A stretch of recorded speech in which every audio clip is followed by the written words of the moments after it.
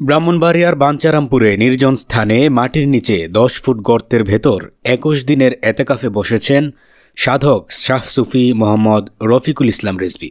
লক্ষ্য তার রবের সন্তুষ্টি অর্জন। শাহ সুফি মোহাম্মদ রফিকুল ইসলাম রিজভী ব্রাহ্মণবাড়িয়া জেলা বাঞ্চারামপুর উপজেলার মানিকপুর ইউনিয়নস্থ মায়ারামপুর দোয়াখানী গ্রামের বাসিন্দা। তিনি জানান, এতেকাফের মধ্যে নিজের সত্তাকে আল্লাহ তাআলার ইবাদতের মধ্য দিয়ে আটকে রাখতে ও নিজেকে পাপাচারে লিপ্ত হওয়া থেকে বিরত রাখার জন্য ২১ দিন রোজা রাখবেন আর আল্লাহর ইবাদতে মশগুল থাকবেন। সেজন্য বেছে নিয়েছেন মাটির নিচে এমন একটি নির্জন স্থান। মানুষের কোলাহলমুক্ত এই নির্জন স্থানে ২৫ ফুট গর্তের ভেতর কোরআন হাদিস মোতাবেক আমল করছেন তিনি।